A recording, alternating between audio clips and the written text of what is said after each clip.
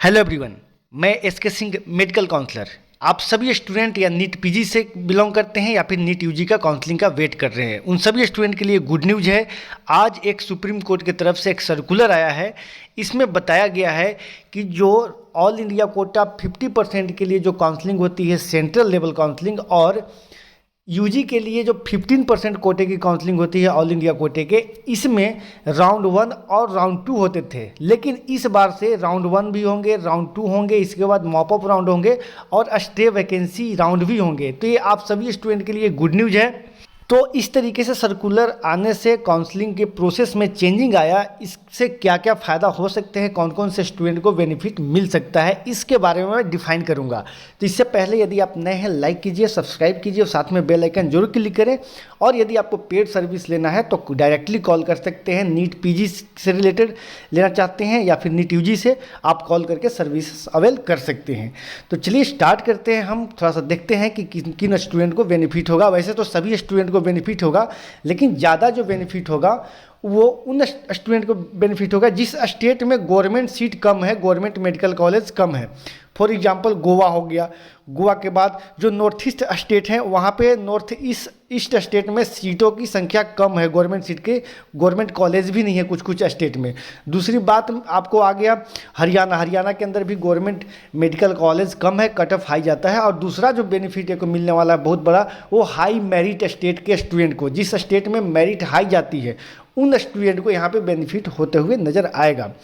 अब यहाँ पे हाई मेरिट स्टेट की बात किया जाए तो दिल्ली के स्टूडेंट को बेनिफिट मिलेगा, दिल्ली के बाद केरला के स्टूडेंट को बेनिफिट मिलेगा, यूपी, हरियाणा, राजस्थान और बिहार जैसे हाई मेरिट वाले स्टेट को स्टूडेंट को बेनिफिट मिलते हुए नज़र आएगा। इस बार जो काउंसलिंग होगा ऑल इंडिया कोटा 50% पीजी के लिए और यूजी के लिए ऑल इंडिया कोटा 15% के लिए जो काउंसलिंग होगा वो राउंड 1 होगा।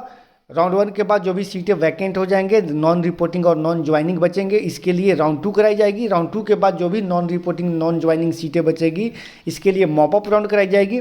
और मॉपअप के बाद भी यदि सीटें बच जाती है तो उसे स्टे वैकेंसी राउंड कराई जाएगी। जैसे स्टेट में काउंसलिंग कराई जाती है स्टे वैकेंसी राउंड, या फिर डीम्ड यूनिवर्सिटी के लिए जैसे कराई जाती है स्टे वैकेंसी राउंड, उस टाइप से होगा।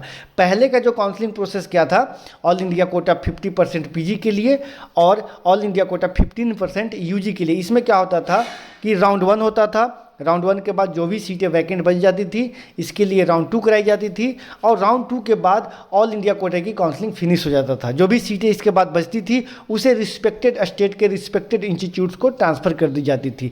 लेकिन इस बार से ऐसा नहीं होगा। इस बार से काफ़ी अच्छा बेनिफिट मिलेगा, खास करके ये सभी स्टूडेंट को बेनिफिट मिलने वाला है।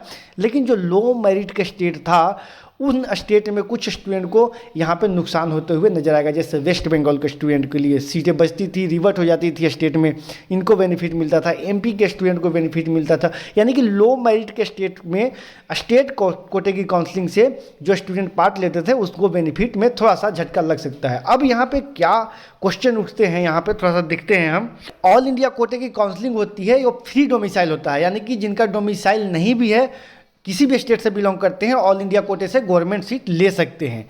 लेकिन स्टेट कोटे के काउंसलिंग के लिए डोमिसाइल कंपलसरी है। डोमिसाइल यदि आपके पास है तो ही आप उस स्टेट के लिए पार्ट कर ले सकते हैं, काउंसलिंग में भाग ले सकते हैं, अदरवाइज नहीं ले सकते थे। तो यहाँ पे जो 50% पीजी के सीट होता है ऑल इंडिया कोटे की काउंसलिंग से होती है, यानी कि आधा सीटें होती है ऑल इंडिया कोटे में चली जाती है, सभी स्टेट को इंडिया के इंक्लूड किया जाए तो यहाँ पे आपको बम्फर बेनिफिट मिल सकता है, खास करके मैक्सिमम स्टूडेंट को।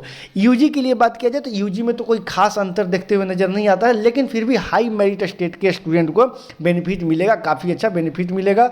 तो मैं आज के वीडियो को इतना ही पे मैं रोकता हूँ। बाकी के लिए जो भी लेटेस्ट अपडेट होंगे वो मैं कल इसको और अच्छे तरीके से डिस्क्राइब करने की कोशिश करूँगा। बाकी आपको जो डाउट होगा वो कमेंट बॉक्स में कमेंट करके आप हमसे पूछ सकते हैं। फिलहाल के वीडियो में इतना ही दोस्तों, थैंक्स फॉर वॉचिंग।